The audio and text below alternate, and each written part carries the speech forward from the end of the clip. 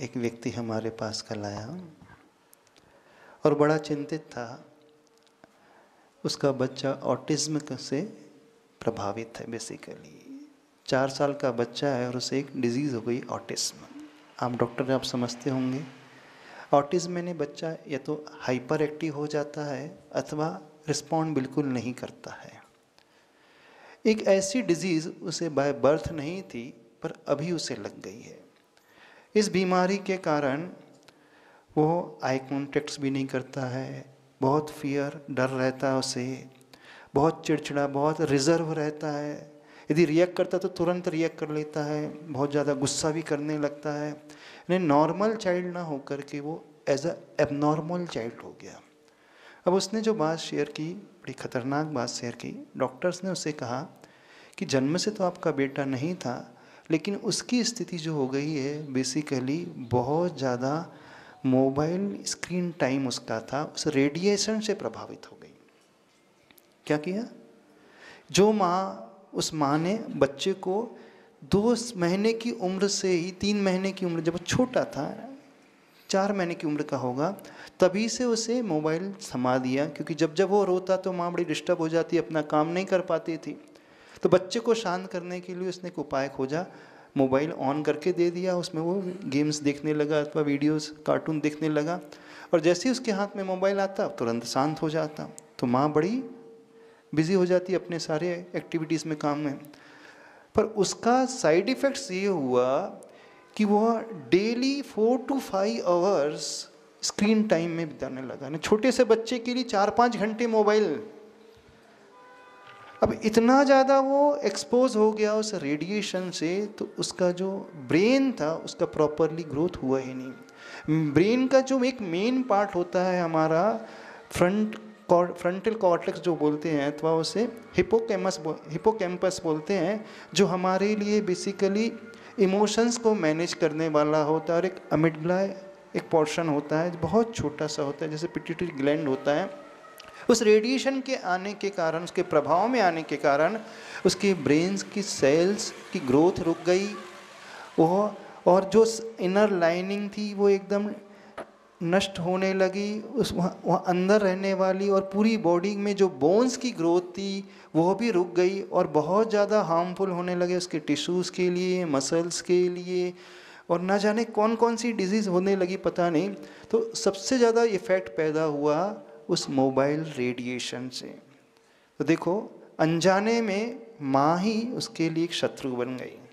तो जो माँ अपने बच्चों को अर्ली एज में ही मोबाइल, वैसे तो मोबाइल देना ही नहीं चाहिए, लेकिन इनिशियल एज में जब उनके बहुत ग्रोइंग फेज होता है, स्पेशली ब्रेन की ग्रोथ तब होती है, और उस समय यदि इसके हाथ में मोबाइल आ जाए तो वो सबसे ज़्यादा प्रभाव उसके ब्रेन वाले पोर्शन में डालने लगता है।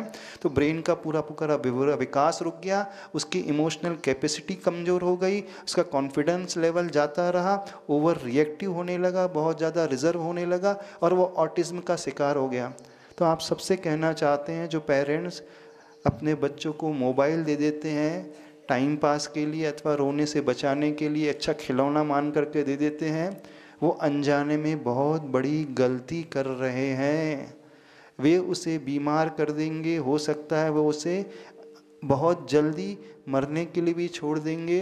तो आप थोड़ा सा अलर्ट हो जाए। मोबाइल का दुष्प्रभाव उन बच्चों के लिए सबसे खतरनाक होता है उस रेडिएशन के कारण। होना तो ये चाहिए, पेरेंट्स को स्वयं बचना चाहिए, लेकिन आज बिना मोबाइल के आप रह नहीं सकते। तो कम से कम बच्चों को तो मोबाइल से दूर रखें। उन्हें खिलाने के लिए और भी खिलौने होते हैं, उनका उपयोग करना सीखें। कि आप देखना, वो बच्चा मोबाइल इतना क्लोज रखता है और डायरेक्ट उसकी रेडिएशन उसके माइंड में, ब्रेन में, आइज़ में जाता है। उसकी पूरे इस पोर्शन को, अपर पोर्शन को सबसे ज़्यादा प्रभावित करता है, और यहीं से हमारी पूरी बॉडी जो है संचालित होती है। यदि ब्रेन का डेवलपमेंट नहीं हो पाया तो फिर उसके लिए एबनॉर्मल कंडीशन आ ही जाएगी, और उसी कारण उसके लिए एबनॉर्मल कंडीशन आई थी। तो आप उससे बचाएं, रेडिएशन से बचाना सीखें अपने आप को। तो एक डॉक्टर ने कहा था हमें कि रेडिएशन से बचाने के लिए वैसे तो होना ही चाहिए, मोबाइल से दूरी बना ले, लेकिन अब नहीं बना सकते हैं तो उन्होंने कहा काऊ डंग होता है ना, गोबर, गोबर की चिप होती है अथवा गोबर का जो बना हुआ मोबाइल स्टैंड होता है उसे पास में रखते हैं, तो वो जो काऊ डंग होता है वो बहुत ज़्यादा रेडिएशन को एब्जॉर्ब कर लेता है। देखो पहले से शास्त्रों में लिखा है कि जो गाय की सेवा करता है, अथवा पहले जो घर होते थे गोबर से लिपे हुए होते थे, तो वो लिपे हुए घर, वहाँ बीमारी नहीं होती थी। टीबी जैसी बीमारी के रोग वहाँ पे पेशेंट जो होते थे वो स्वस्थ हो जाते थे। तो रेडिएशन को भी एब्जॉर्ब करता था। तो गाय की क्वालिटीज़ अपने आप में बहुत है। तो आप उस रेडिएशन से बचाना चाहते हैं अथवा कम करना चाहते हैं तो उन गोबर के कंडों का, गोबर के वो चिपका गोबर, अथवा आजकल हस्तशिल्प के माध्यम से, हैंडीक्राफ्ट के माध्यम से गोबर के बहुत सारे आइटम बनने लगे हैं। तो अपने बच्चों के स्टडी टेबल में, अपने ड्रेसिंग टेबल में अथवा कहीं पर भी अपने घर में उन वस्तुओं को अवश्य रखें, ताकि वो कुछ मोबाइल रेडिएशन को कम कर पाएगा, आपके लिए जीवन दान देने वाला हो जाएगा। एक वैद्य ने हमें बताया था, जो बच्चे डेली शुद्ध गाय के दूध का सेवन 1 टीस्पून गाय का घी मिला करके करते हैं, तो वो ब्रेन के विकास के लिए भी सबसे हेल्दी माना जाता है, और वो एक प्रकार से मसल्स को रिपेयर करता है, टिश्यूज़ को रिपेयर करने वाला होता है, ब्रेन की उन नर्वस सिस्टम को रीजनरेट करने वाला होता है।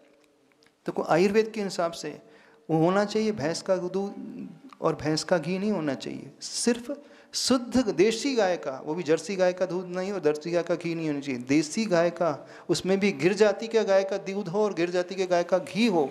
तो डेली मॉर्निंग और इवनिंग में 1 कप अथवा 1 गिलास दूध और 1 टीस्पून घी फेंट करके, पानी मिला करके फेंट करके पिएगा, तो उसकी मसल्स भी मसल पावर भी बढ़ेगा, मेमोरी पावर बढ़ेगा, ब्रेन का भी डेवलपमेंट प्रॉपरली होगा, और उसका इम्यून सिस्टम बहुत अच्छे से मजबूत होता है।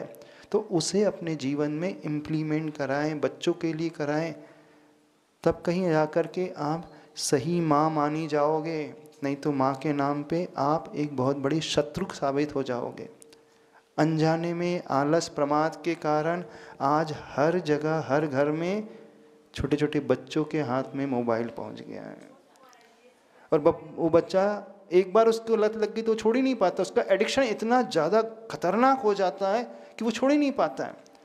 तो एक कर्तव्य पेरेंट्स का है कि वो उसे अवॉइड करें। बच्चे की पेरेंटिंग आसान नहीं होती है, तो आप स्वयं अवॉइड करें मोबाइल को ओवर यूज़ से। घर में तो एटलीस्ट दूर रखें, जब यूज़ करना है तो जब बच्चा सो रहा हो तभी यूज़ करें, और उससे दूरी बना करके यूज़ करें, तब कहीं जा कर के बच्चे को आप जीवनदायिनी शक्ति देने वाली माँ मानी जाओगे, अन्यथा आप ही उसकी प्राण लेने वाली माँ से अवश्य हो जाओगे।